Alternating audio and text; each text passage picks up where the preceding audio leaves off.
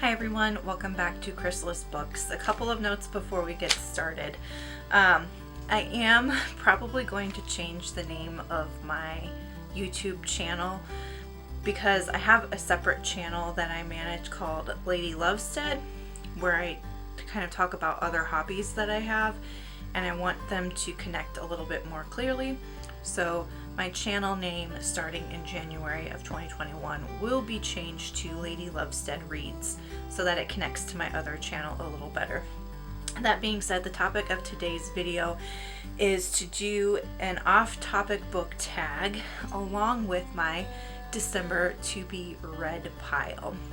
If that's something that interests you, grab a cup of coffee and let's get started.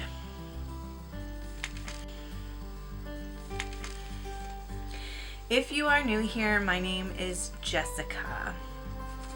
Welcome.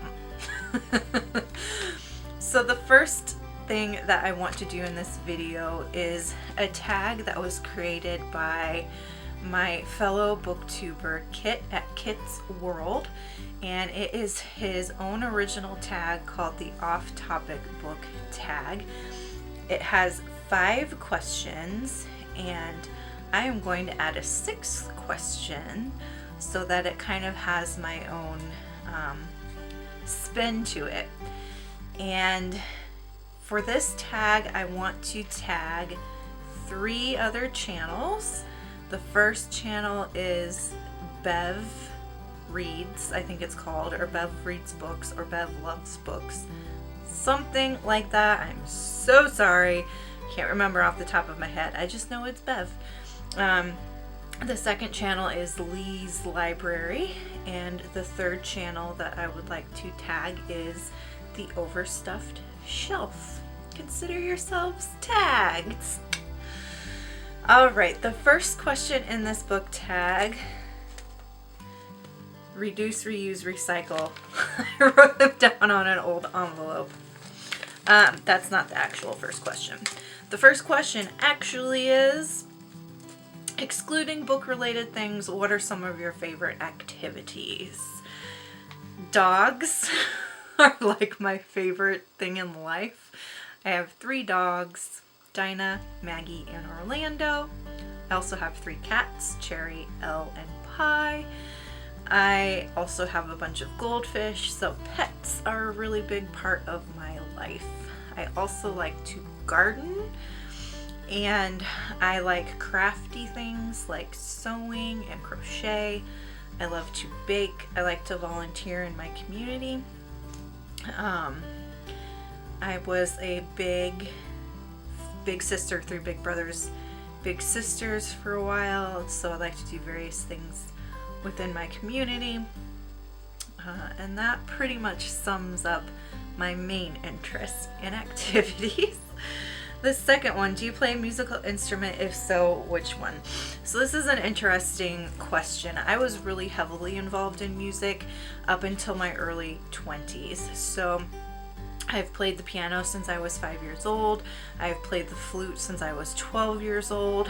I also learned cello and I learned violin. And was also in the process of learning how to play the mandolin because mandolin and violin fingerings are the same.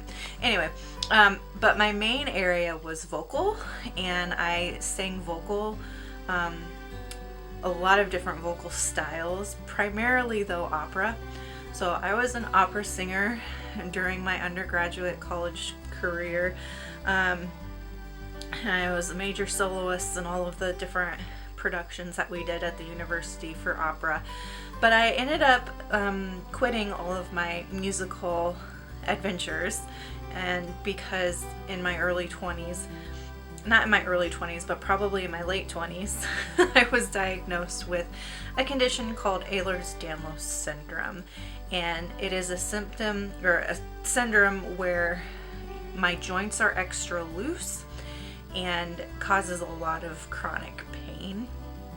And because of the chronic pain that I was experiencing, it really affected hardcore my hands because of how often I was using my hands to play piano and violin and cello.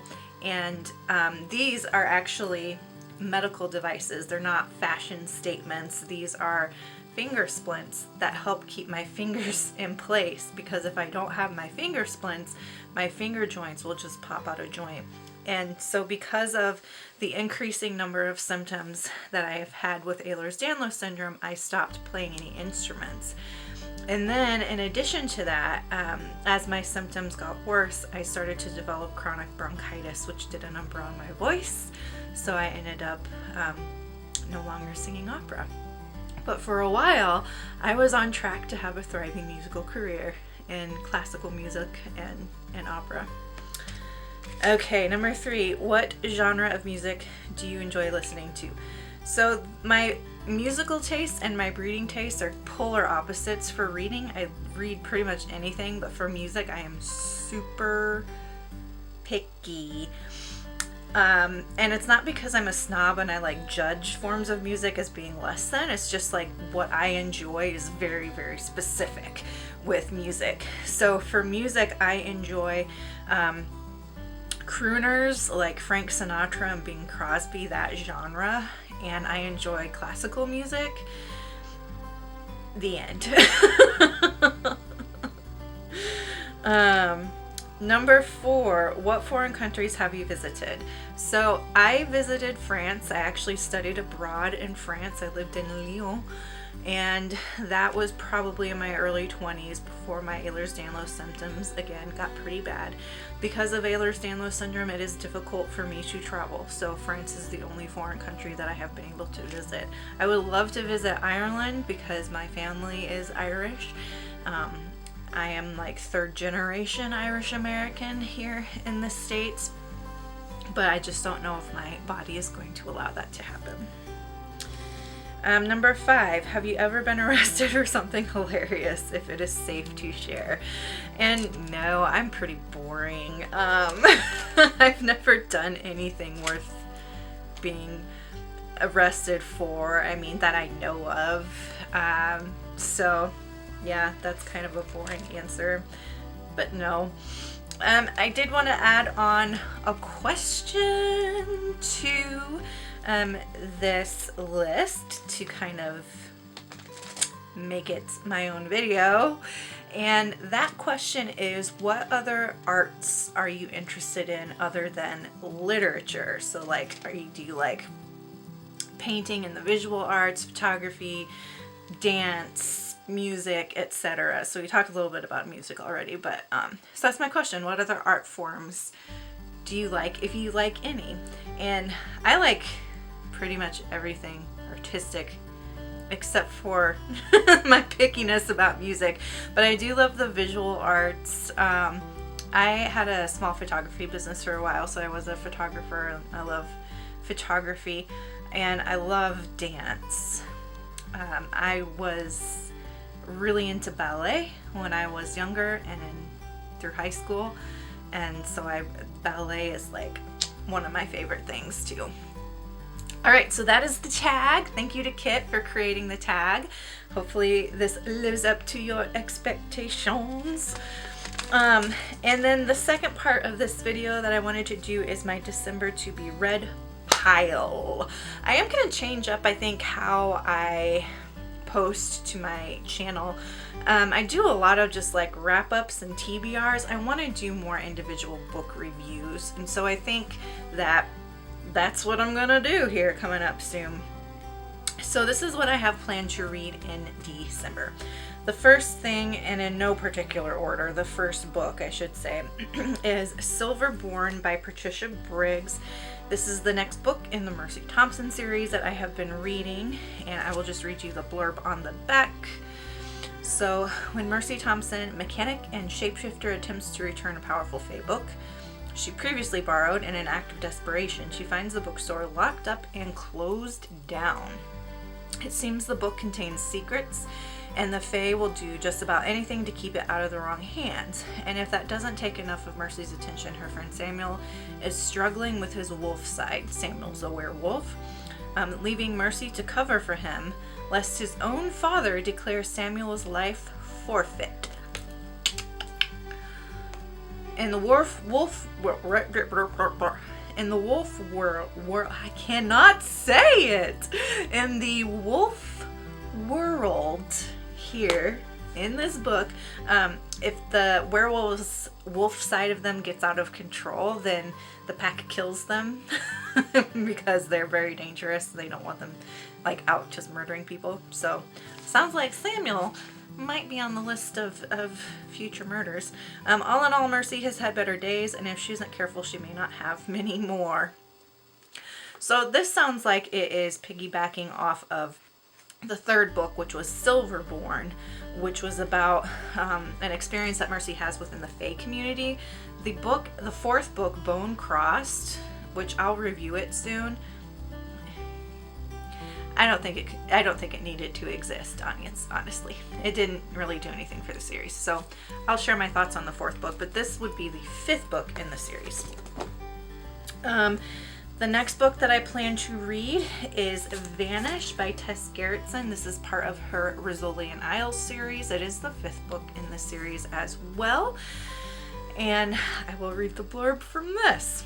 A nameless woman appears to be just another body at the morgue until Boston medical examiner. So I need to have a caveat in here. I struggle to read sometimes because I am dyslexic. So when you see me stumbling over something, it's my brain trying to correct flipping words around. And sometimes it also causes me to stutter when I speak and to have kind of an oddball speech pattern because I'm working so hard to not flip things around. So, okay, back to it. A nameless woman appears to be just another body at the morgue until Boston medical examiner Maura Isles sees the corpse open its eyes.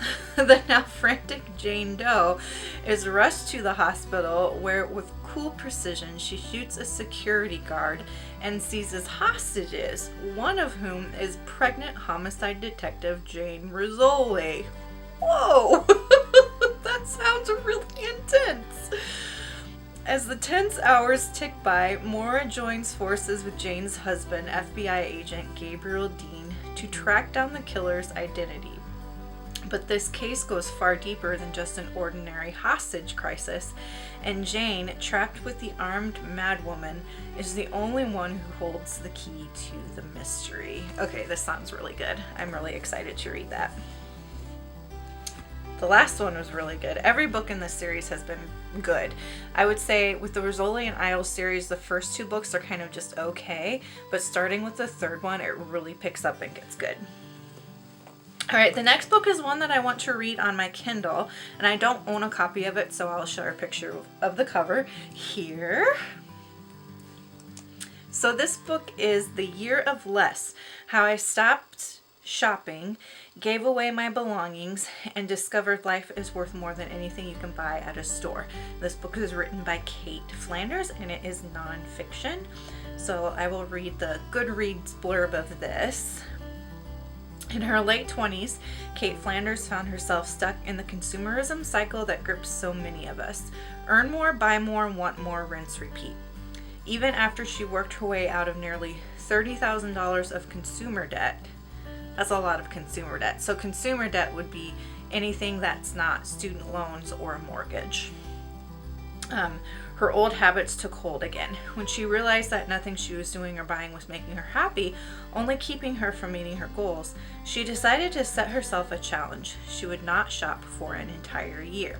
So this is cool because a lot of YouTubers that I watch on my other channel that talk about minimalism, minimalist living, and financial freedom, etc., a lot of them do a no-buy year, and I'm wondering if that was inspired by this book. No one's ever mentioned it, but it sounds like that is pretty much what Kate Flanders did here, is a no-buy year, and it documents her life for 12 months when she only bought consumables like groceries, toiletries, or gas.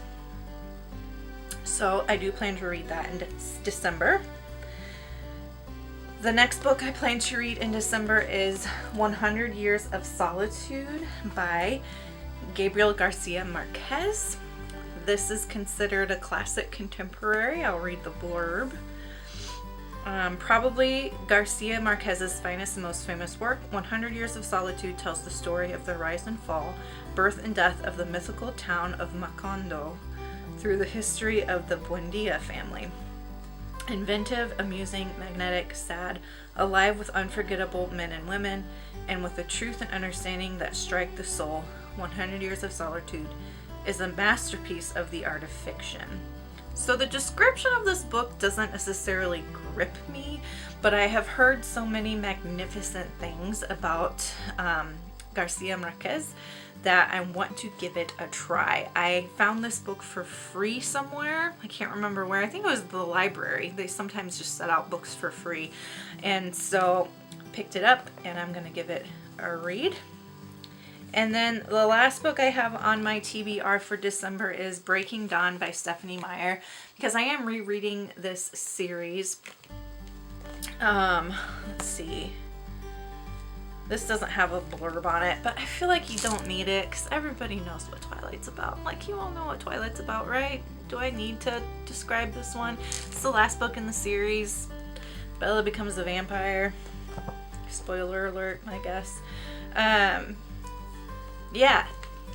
So I'm gonna read that because Midnight Sun came out and it's been like 10 years since I read these books, so I am rereading them before I read Midnight Sun.